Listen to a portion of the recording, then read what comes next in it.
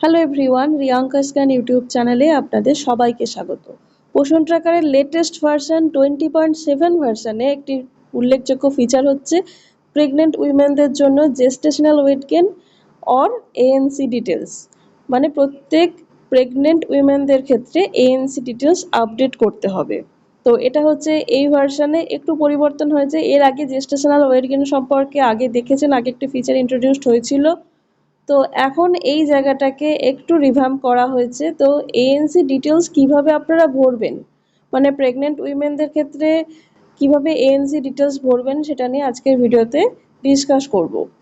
মানে কোন কোন জিনিসগুলো সিস্টেম জেনারেটেড বা কোন কোন ডেটাগুলো আপনাদের ফিল আপ করতে হবে সেগুলো নিয়ে সম্পূর্ণ ডিটেলে আজকে ভিডিওতে আলোচনা করব।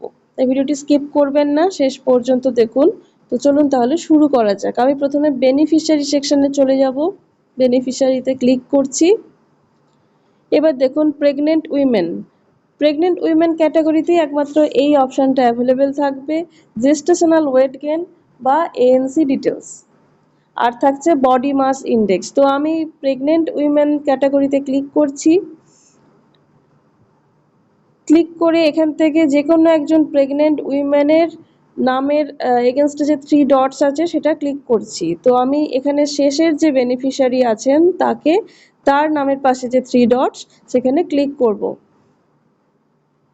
এখানে দেখুন এই অপশানগুলো চলে আসছে। অপশানগুলো মধ্যে শেষের দিকের অপশানগুলো দেখুন, শেষের দিকে শেষ থেকে আগেরটা হচ্ছে বডি মাস ইন্ডেক্স আর তার আগেই রয়েছে gestational weight gain or ANC details. তো প্রথমে চলে যাচ্ছি gestational weight gain or ANC ডিটেলসে আমি ক্লিক করছি। দেখুন জেস্টেশনাল ওয়েট গেইনে ক্লিক করতে এরকম একটি পেজ খুলেছে। তো এখানে উপরে দেখতে পাচ্ছি একটা চার্ট, মানে একটা গ্রোথ চার্ট যেরকম হয় সেই চার্ট আমরা দেখতে পাচ্ছি বা লেখচিত্র। তো জেস্টেশনাল ওয়েট গেইন নিচে লেখা আছে অ্যাড এএনসি ডিটেলস, পাশে দেখুন একটা তীর চিহ্ন রয়েছে। এইখানে প্রথমে যে এএনসি 1, আপাতত এএনসি 1 থেকে স্টার্ট হবে।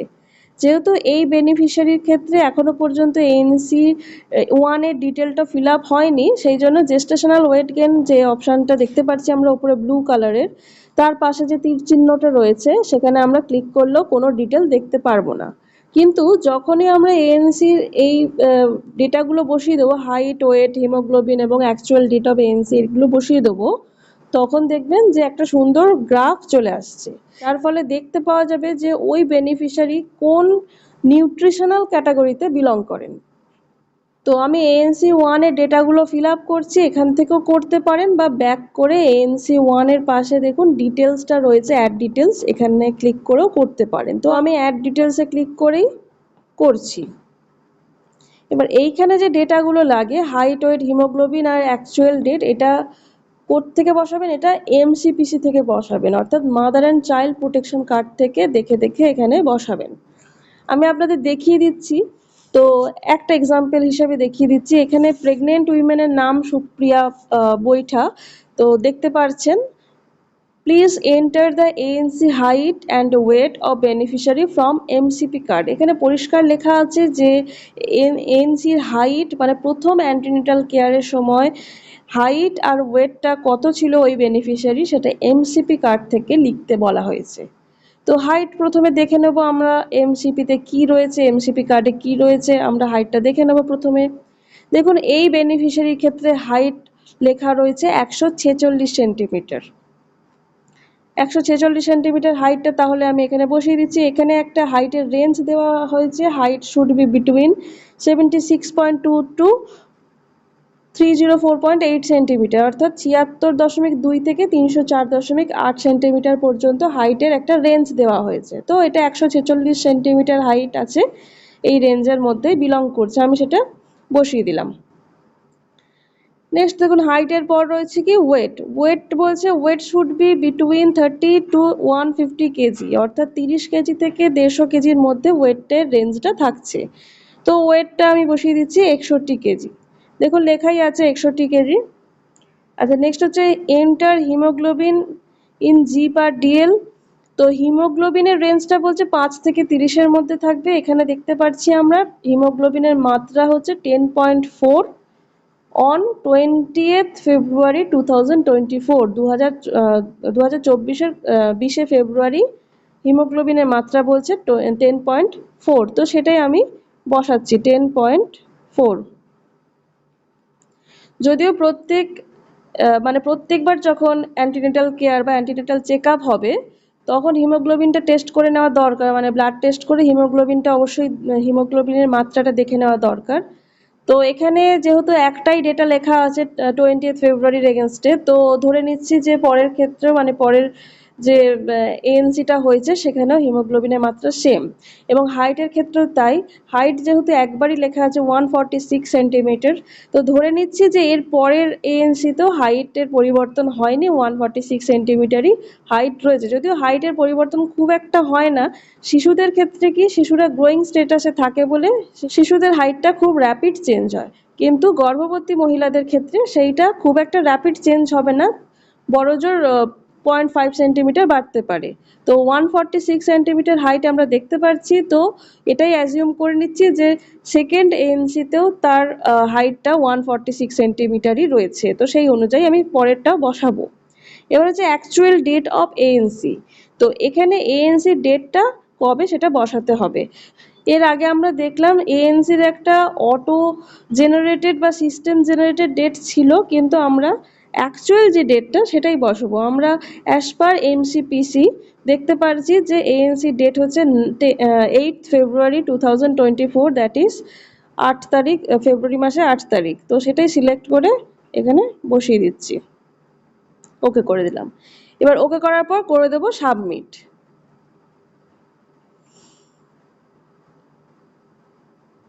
দেখুন, ANC details has been added successfully. ANC details will be reflected in beneficiary profile shortly. ANC যে ডিটেলসটা সেটা বেনিফিশিয়ারি প্রোফাইলে খুব শীঘ্রই দেখা যাবে।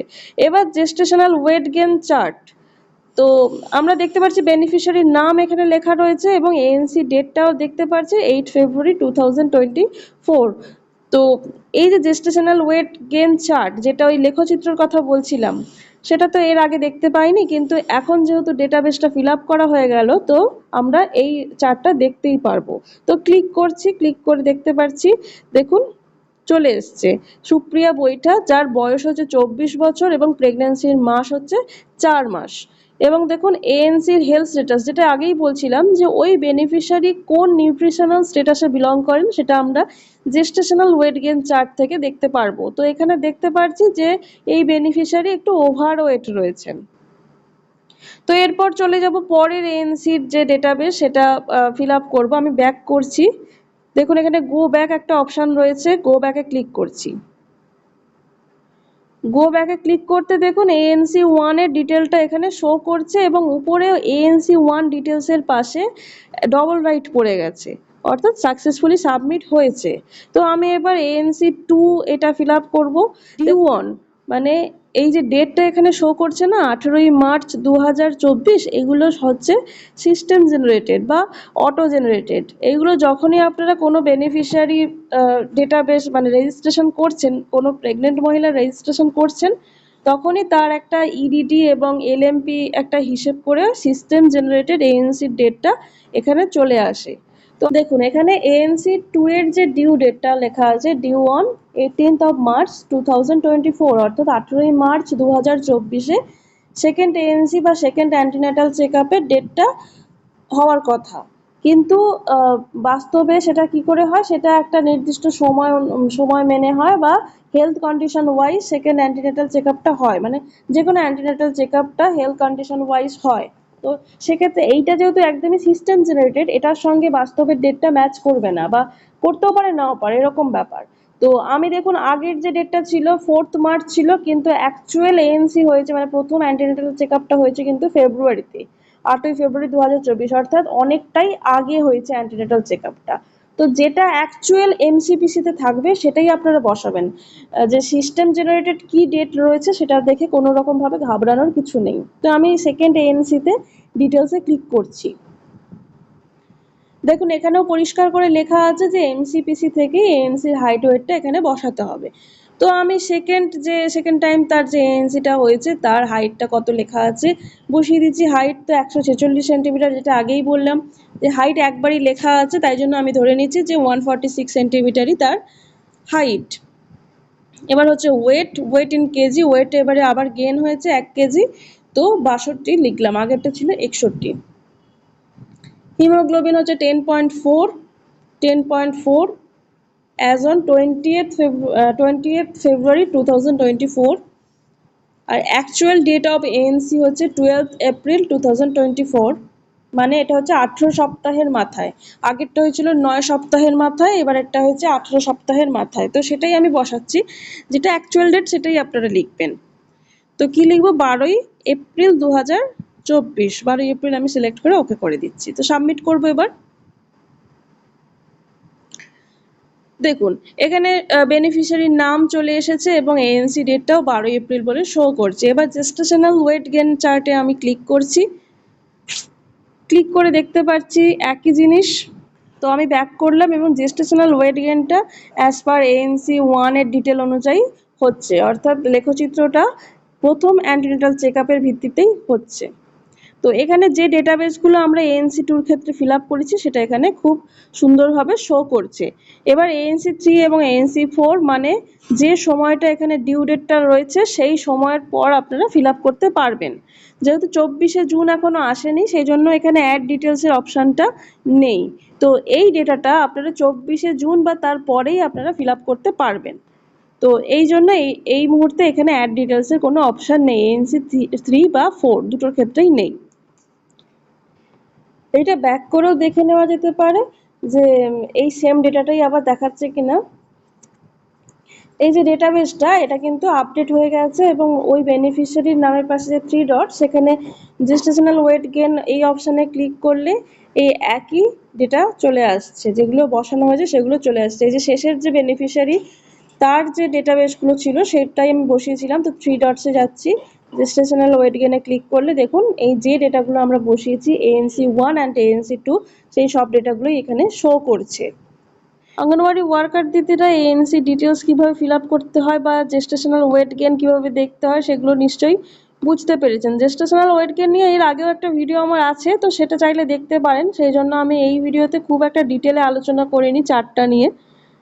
এএনসি ডিটেলস ফিল আপ করার যে স্টেপগুলো সেই স্টেপগুলো আমার মনে হয় যে আপনারা বুঝতে পেরেছেন, মানে খুব একটা কঠিন আর বোধহয় লাগছে না। আমি একটা সাজেশন দেব যে আপনারা কাজটাকে শিখে রাখুন কিভাবে এএনসি ফিল আপ করতে হয় এবং আস্তে আস্তে করতে থাকুন। খুব একটা চাপ নেওয়ার প্রয়োজন নেই যে করতেই হবে এরকম ম্যান্ডেটারি, এই মুহূর্তে অতটা চাপ নেওয়ার প্রয়োজন নেই। আপনারা ধীরে সুস্থে করতে থাকুন। আপনারা প্রথমে কাজটা শিখুন, কাজটা শেখাটা খুব ইম্পর্টেন্ট। কাজটা শিখুন, তারপরে আস্তে আস্তে এগুলো ফিল আপ করতে থাকুন। আর যদি কোনো কনফিউশন অ্যারাইজ করে তাহলে কমেন্ট সেকশনে অবশ্যই লিখবেন, আমি রিপ্লাই করব বা আমি চেষ্টা করব পরের ভিডিওতে সেটা শিখিয়ে দিতে, যদি কিছু কাজ করার ক্ষেত্রে অসুবিধা হয়। তো আজকের ভিডিও এই পর্যন্তই। সবাই খুব ভালো থাকুন, সুস্থ থাকুন, ধন্যবাদ।